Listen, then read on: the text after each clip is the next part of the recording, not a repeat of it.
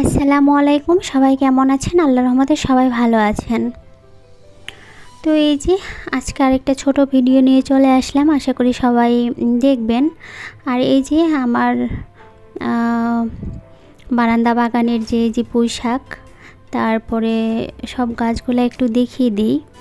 আর আজকে আমি এর আগে আমার একটা ভিডিও আপনারা দেখেছেন, আমি ডাঁটা শাকগুলো লাগিয়েছিলাম। ডাঁটা শাকের মাঝখানে অল্প উঠিয়েছি। তো আমি আমার এই যে থার্মোকল বক্সে যে ডাঁটা শাকগুলো লাগিয়েছিলাম, তো সেগুলো আজকে ফাইনালি সব উঠিয়ে ফেলবো। আর ডাঁটাগুলা কত বড় হয়েছে, ডাঁটাগুলো কত বড় হয়েছে সেটা আর কি আপনাদের দেখাবো। আর এই যে এখানে মরিচ গাছ, করলা গাছ সবই আছে। তো এই যে ফাইনালি আমার এই যে ডাঁটা গাছগুলো, আসলে পাতাগুলো একটু কেমন জানি হচ্ছিল, তো অনেক দিন থেকেই সবগুলা তুলে ফেলবো করতে করতে আর তোলা হচ্ছে না। আর মাশাআল্লাহ বড় হয়েছে দেখতে পাচ্ছেন। আর আমি কিন্তু সেভাবে কোনো সারও দেইনি। আর বিদেশে এভাবে ডাঁটা শাক মানে ডাঁটা হয়েছে মাশাআল্লাহ, কি বলবো। তারপরেও লাগিয়ে যে খেতে পারছি, এটাই অনেক, আল্লাহর কাছে হাজার হাজার শুকরিয়া। তো আপনারাও চাইলে এভাবে ছোটোখাটো জায়গা এইভাবে আপনারা ডাঁটা শাক মানে ডাঁটা লাগিয়ে খেতে পারেন। এই যে এখানে আমি 20টার মতো ডাঁটা লাগিয়েছিলাম, মাশাআল্লাহ এই যে দেখেন অনেক লম্বা হয়েছে কিন্তু। তো মোটামুটি খুব বেশিও মোটা হয়নি, কিন্তু সার দিলে হয়তো বা আরও মোটা হতো, কিন্তু ওইভাবে আমি কোনো সার দেইনি। তো মাশাআল্লাহ যতটুকু হয়েছে ভালোই হয়েছে, অনেক লম্বা হয়েছে, যেহেতু এটা আমন ডাঁটা ছিল। এই যে দেখেন কতটা লম্বা, দেখে বুঝতে পারছেন।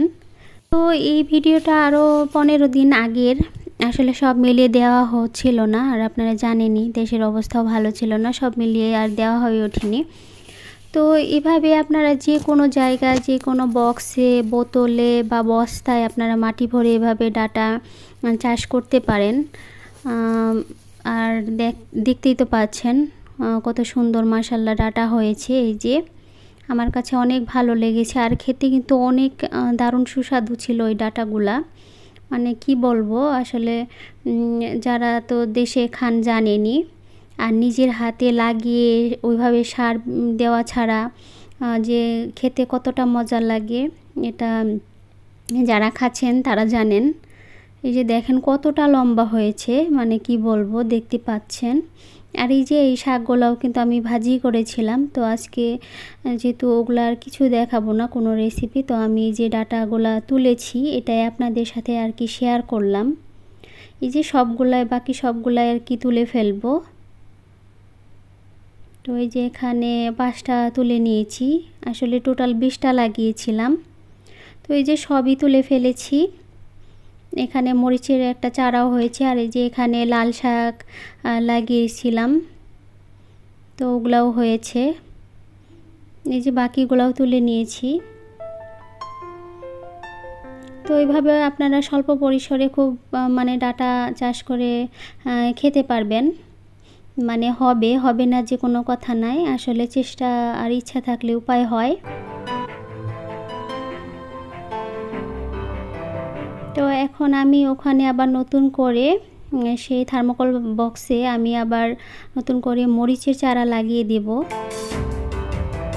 তো থার্মোকল বক্সেও যেভাবে ডাঁটা চাষ করা যায়, এই যে আপনারা চোখের সামনেই দেখতে পাচ্ছেন।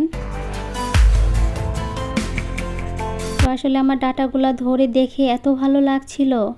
আর এই যে এখানে একটা মরিচের চারাও হয়েছে। তো আমি বাকি কিছু মরিচের চারা পরে লাগিয়ে দিয়েছিলাম। আর এই যে ডাঁটাগুলো নিয়ে নিচ্ছি, এখানে যে কিছু ডাঁটা কাটতেছিলাম। তো আপনাদের আজকে ভিডিও কেমন লাগলো অবশ্যই কমেন্টস করে জানাবেন, আর সবাই একটা লাইক দিয়ে দিবেন। সবাইকে অসংখ্য অসংখ্য ধন্যবাদ।